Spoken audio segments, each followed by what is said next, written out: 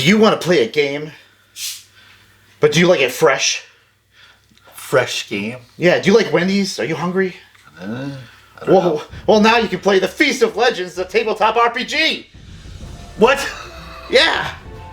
So Wendy's is creating this new tabletop RPG Dungeons and Dragons game. 97-page book. Is that big for a D&D book? It's a typical story or expansion book, but it's based between the 4th and 5th edition of D&D rules.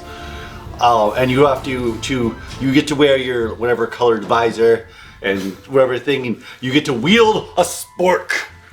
Woo! Do you like have power ups like a Frosty? I don't know about that.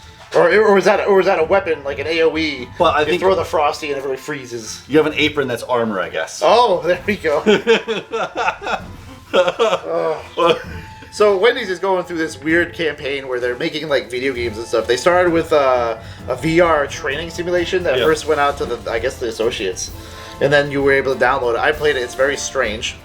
And then last month they came out with like a dating simulator where the what's his name? The Colonel was the... Oh, I love him, Colonel Sanders. Yeah. Like, what is going on? Yeah. So now they have this D&D thing. And if you've never paid attention to Wendy's on Twitter, go check them out. They are the biggest trolls on Twitter. Oh yeah, they're always bashing McDonald's. Mostly McDonald's. Mostly, yeah. For their frozen patties and stuff like that. That's kind of why McDonald's started doing their quarter pounders like fresh. Yes. So I guess their trolling is working. Pretty much, yeah. So this is out. It's a free PDF you can download right now. Oh wow. And check it out. So I mean, if you want to go ahead and just have a little fun, if you're a fan of D&D, go download this and start your feast of whatever this is called, the Feast of Legends. And make sure to get that super fork, like spork. That's the spork of Uman-Ra or something. Yes. It's the Feast of Legends, the rise from the deep freeze.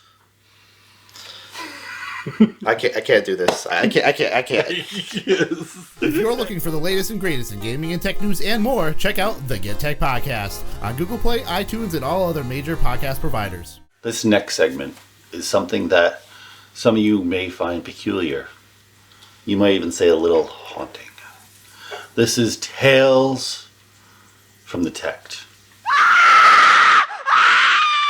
Now, these tales are going to be stories that involve hauntings and possible ghost stories for the month of October that involve technology such as recorders, computers, TVs, microwaves, weed whackers, who knows?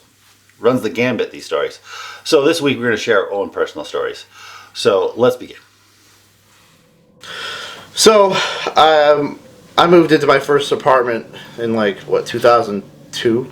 Yeah, 2002, 2003.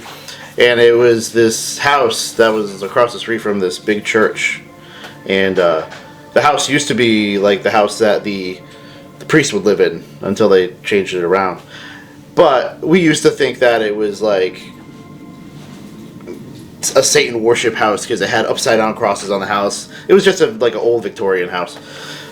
That's why that. But anywho, so I was in bed watching TV. And then the TV would turn on and off by itself. I'm like, what the hell? So then I'm like, whatever, I'm going to bed. I turned the TV off. Turns back on. I'm like, what is going on? And then in the kitchen on our fridge, I had this pencil holder that was magnetic, and the magnet was that big. And it was stuck to the back of this thing. It flew across the apartment. The whole kitchen, it went 10 feet. We're like, how did that happen?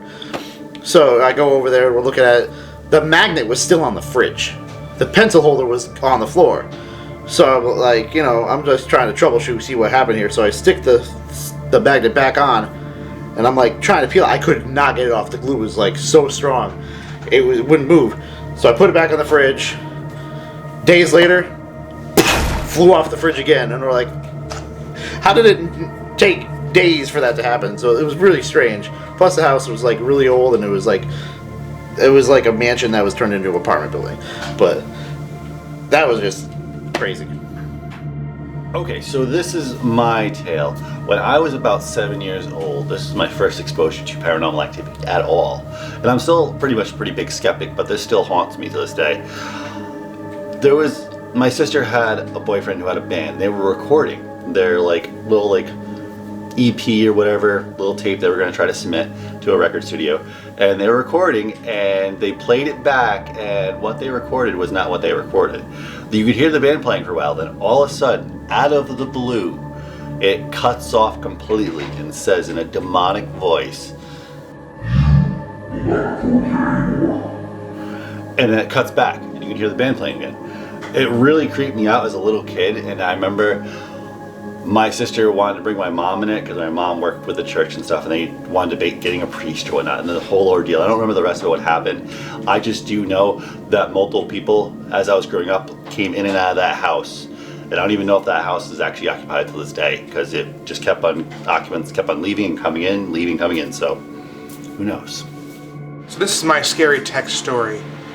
I used to do ghost hunts back in the day, and that's kind of hard to say back in the day because I feel old saying that sentence.